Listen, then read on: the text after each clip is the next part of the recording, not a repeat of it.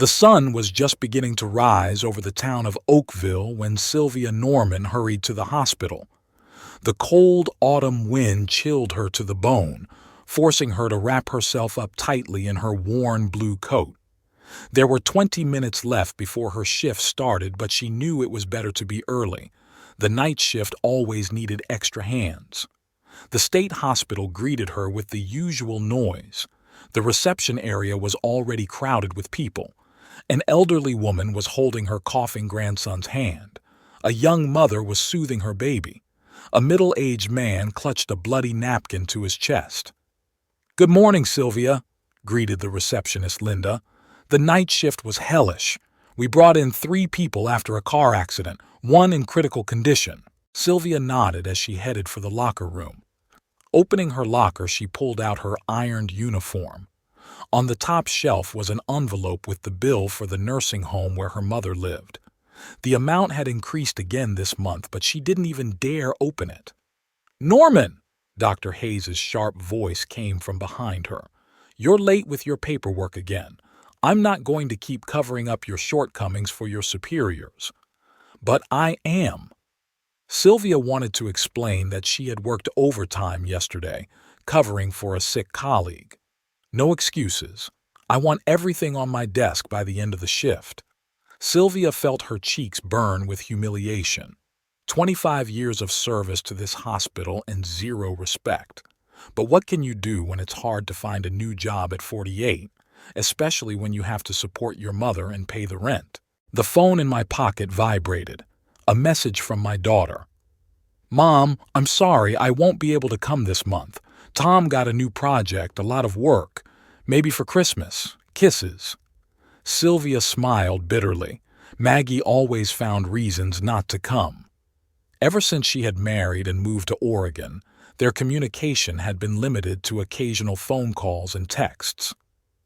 "Mrs. Norman, Mrs. Wilson is in room 7, complaining of pain again."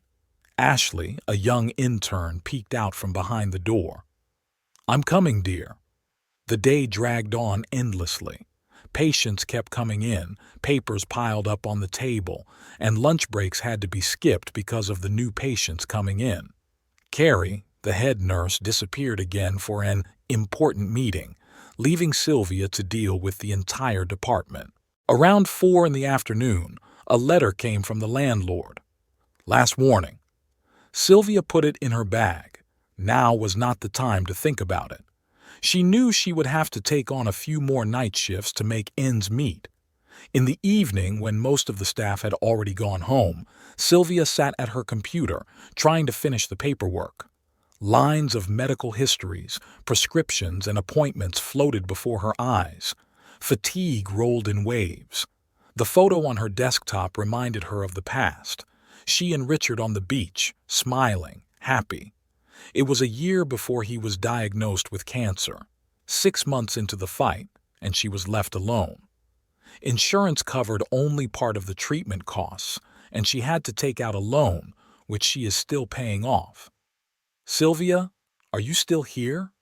Linda's voice snapped her out of her thoughts. "It's 8:30.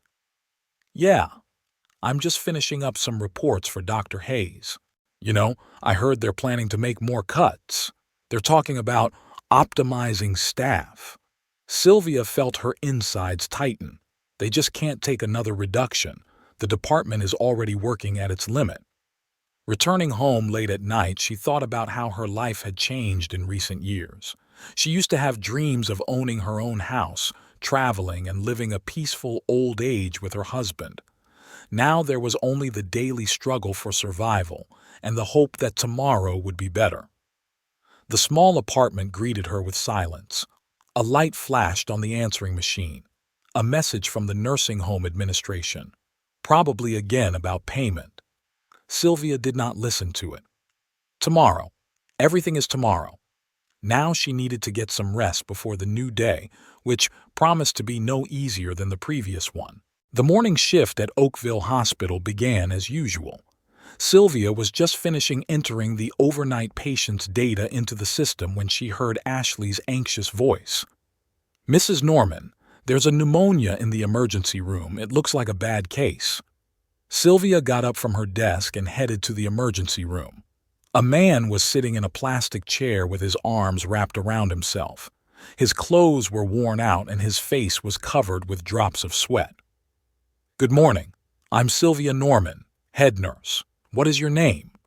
The man looked up, tired, reddened eyes. "William." His words were interrupted by a coughing fit. "William Blake." "How long have you been feeling unwell, Mr. Blake?" "A week, maybe more. I thought it would go away." Sylvia noticed him trying to hide his shivering. His jacket was too light for the October weather. "Do you have health insurance?" William shook his head. "I lost my job, then my apartment. My insurance ran out 3 months ago." At that moment, Dr. Hayes entered the waiting room. After a quick glance at the patient, he took the card. "So, what do we have here?" "Symptoms of pneumonia," he said, looking at William. "No insurance," Sylvia answered quietly. "Great," Hayes rolled his eyes. "Give him a basic course of antibiotics and let him go. We don't have room for charity." "But doctor, his condition is Norman, don't start. You know the drill. No insurance, only emergency care." Sylvia felt everything inside her boil. "He needs a full course of treatment. Look at his condition." "One more word and you'll be reprimanded," Hayes said. "Do as you're told." When the doctor left, Sylvia helped William up. "Let's go. We need to take his temperature and take an X-ray." In the treatment room, she carefully studied his condition. His temperature is 39.2. Breathing is difficult, wheezing in both lungs. The X-ray showed significant inflammation. "Mr. Blake, you need a course of strong antibiotics. Without them—" She fell silent, searching for words. "I understand," he tried to smile. "Thank you for your concern, but I can't even afford food." Sylvia looked at him, exhausted, sick, but with some inner dignity. Something in his eyes reminded her of Richard in the last months of his life. "Wait here," she said, and left the room. There was a credit card in her locker, the last one that hadn't been blocked yet. Sylvia knew this was crazy. The utility bills, the rent, the nursing home. But how could she sleep knowing that a person could die for lack of a few $100s? The pharmacy was across the street from the hospital. Sylvia bought a full course of antibiotics, vitamins, and fever-reducing medicine. The amount on the receipt made her heart sink, almost her entire monthly salary. When she returned to the treatment room, William was dozing on the couch. When he heard her footsteps, he opened his eyes. "You're back. Here." Sylvia put the bag of medicine next to him. "Here is the full course of treatment. I wrote instructions on how to take it.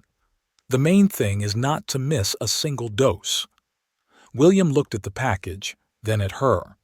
Tears shone in his eyes. "I can't take this. It's too much." "You can and you will," Sylvia said firmly. "I didn't work as a nurse for 25 years to watch people die because they didn't have money."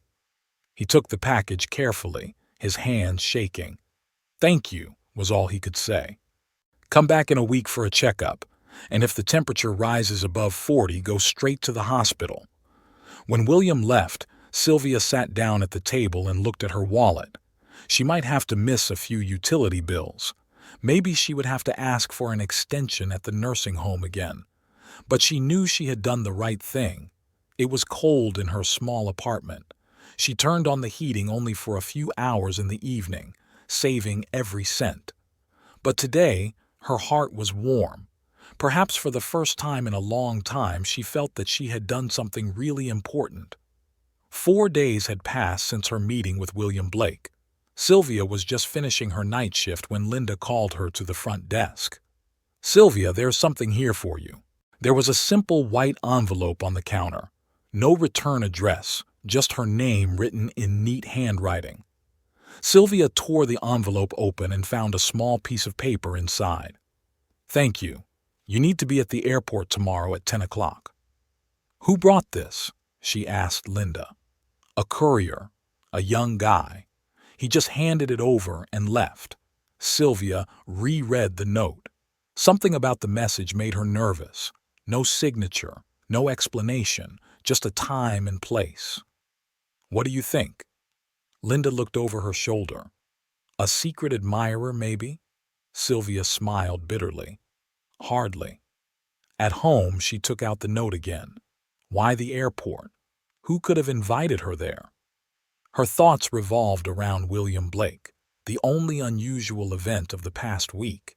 But it seemed ridiculous. A homeless patient would hardly make an appointment at the airport. The phone rang, interrupting her thoughts. The number was unfamiliar. Hello?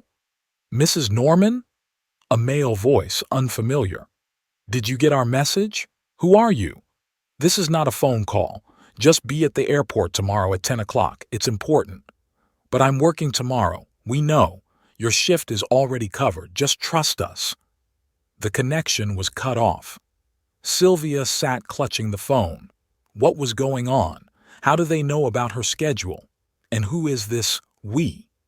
She dialed the hospital. Hello, Linda. Can you please tell me who's on the day shift tomorrow? Oh, didn't they tell you? Carrie asked to take your shift. Something about the extra hours made Sylvia feel a chill run down her spine. It was all too strange. She went to the window. The street was empty. Only the street lamps cast a dim light on the wet asphalt. Thoughts swarmed in her head. Could this be some kind of scam? A scam? But why would they make an appointment in a public place? And why the airport? She pulled out an old box of documents. Somewhere in there was the business card of the policeman who had helped her after Richard's death. Finding the card, she dialed the number, but all she heard was an answering machine. Officer Douglas had retired 2 years ago. Sylvia made tea and sat down in an old armchair. Richard was looking at her from the photo on the wall. What would he advise? He was always cautious, but he also believed in people. The phone rang again, this time from Maggie. Mom? You seem strange today. What's wrong? Why do you think so? Your message. Do you think we should trust strangers? Mom, you're scaring me. Sylvia hadn't even realized she'd sent the message. It's okay, sweetheart. I'm just having a rough day. Are you sure? Should I come over? No. You have work to do. Sylvia tried to sound calm. I'm just tired. After talking to her daughter, she sat in the dark for a long time. It was raining outside the window, washing away the last autumn leaves from the trees. A child was crying in the neighboring apartment, and someone was talking loudly on the phone. At 3 in the morning, Sylvia got up and went to the closet. On the top shelf, behind a box of old photographs, was an envelope with money, her rainy day fund. $500 that she had been saving in 20s for a year. She took the money out and put it in her wallet. If this was a trap, she'd better be prepared. Morning came all too quickly. Sylvia put on her best suit, the one she'd worn to Richard's funeral.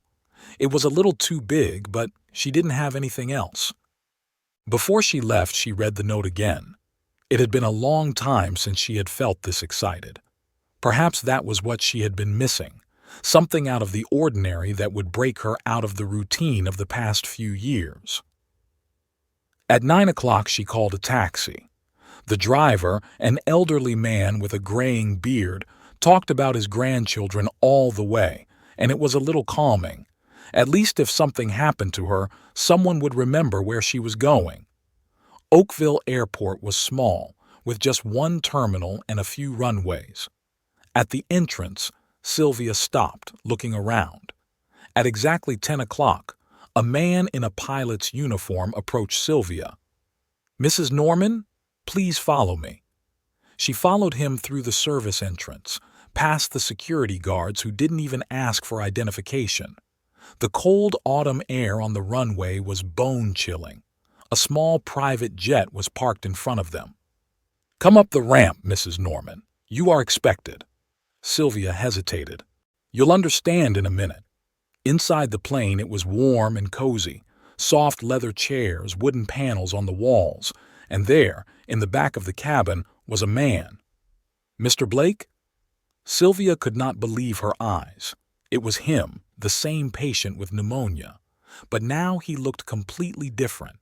An impeccable suit, trimmed hair, healthy complexion. He stood up to meet her. "Sylvia, may I call you that?" "I don't understand." She sank into the chair opposite him. "Let me explain everything." William poured her some water. "But first I want to apologize for that little performance." "Theater?" "Yes. I'm not homeless. At least, not anymore." He paused. "I own a construction company called Blake Construction. Or rather, I became the owner again last week." Sylvia looked at him silently. "3 years ago, I lost everything," William continued. "My partner turned out to be a fraud. He forged documents and stole almost all of the company's assets. I was left with huge debts and a ruined reputation." He stood up and walked to the window. "You know what's the worst thing? Not losing money. The worst thing is when everyone turns away from you. Friends, partners, even family. My wife took the kids and went to her parents' house. 'You're a failure,' she said. 'But how did you end up on the street?' At first I tried to fight. I hired lawyers, looked for evidence of fraud. But I ran out of money. I had to sell my house, my car, everything. I lived in a cheap motel, then in a hostel. And when he got sick, he shook his head. You know, sometimes one push is enough for a person to hit rock bottom." Sylvia remembered that day in the hospital. "But why didn't you tell the truth?" He smiled bitterly. "A madman who claims to be a millionaire? Besides, I didn't believe anyone anymore, but you," his voice trembled, "you are the only one who helped me for nothing. No questions, no conditions. It's just my job." "No, Sylvia, your job is to follow the doctor's orders, but you went above and beyond. You spent your own money to help a stranger. I saw the receipt at the pharmacy. It was a huge amount of money for a nurse." William took a folder out of his briefcase. "A week ago, the court found my former partner guilty of fraud. They gave me back my company and compensated me for the losses. And do you know what I did first? I hired a private detective to find out everything about you." "About me?" Sylvia felt herself blushing. "Yes. I know about your husband, your daughter in Oregon, your mother in the nursing home. I know about the loans you're still paying off. I know about how you save on everything to help others." He opened the folder. "Here are the documents. I bought the building where you rent your apartment. It is now your property. I've also paid all your loans and nursing home fees for 5 years in advance." Sylvia felt dizzy. "No, I can't do this much." "It's the least I can do." William put his hand on her shoulder. "You didn't just save my life with that medicine. You gave me back my faith in people. And you know what? When I rebuilt the company, I started a charity. Now we pay for treatment for those who cannot afford it." Tears streamed down Sylvia's cheeks. It all seemed like a dream: the private jet, the documents, this man who no longer resembled that emaciated patient. "Now," William smiled, "how about we take off for Oregon? Your daughter will be happy to have a surprise visit." 3 months had passed since that meeting on the plane. Sylvia stood at the window of her office in the new private clinic of William Blake, watching the snow fall. On her desk were documents. She was now in charge of the nursing department, training the young staff. Mrs. Norman, a young nurse, Kate, knocked on the door. "We have a patient without insurance." "We'll take him. No questions asked," Sylvia replied, taking her bathrobe. The clinic worked under new rules. Half of the beds were provided free of charge to those who could not pay for treatment. The Blake Foundation covered all expenses. "But our protocols," Kate started. "Kate, sit down," Sylvia pointed to the chair. "I want to tell you a story." At lunch, the phone rang. Maggie. "Mom, we're coming for the weekend. Tom took a vacation." "That's great, dear. By the way, your room is ready." Sylvia's new house was spacious, with a garden. She had moved her mother there from the nursing home, and now she had a personal nurse. In the evening, she met with William in his office. He showed her plans to expand the clinic. "How do you like the idea of opening a pediatrics department?" But we need more staff. By the way, William pulled out a folder. Remember Carrie from your old hospital? She applied to work here. Sylvia smiled. Life has a strange sense of humor. Of course, everyone deserves a second chance. On the way home, Sylvia thought about the changes in her life. She still woke up at 5, still devoted herself to her work. But now it was different. Now she could help people the way she had always dreamed of, without restrictions, without bureaucracy, just because it was the right thing to do. There was a letter in her mailbox, an invitation to speak at a medical conference. How to create a healthcare system with a human face was the topic of her presentation. Sylvia went home to find the smell of freshly baked pie. Her mother had had a good day and decided to make her favorite dessert. Laughter came from the living room as the nurse read a book to her mother. A new photo hung on the wall, the whole family together for Thanksgiving. Maggie, Tom, her mother, herself, and William, who had become a real friend. Going to bed, Sylvia took out an old envelope with a note about the meeting at the airport. She kept it as a reminder that sometimes the most important turns in life begin with a small act of kindness. Tomorrow was a new day, new patience, new challenges. But now she knew that good things always come back. Sometimes you just have to wait.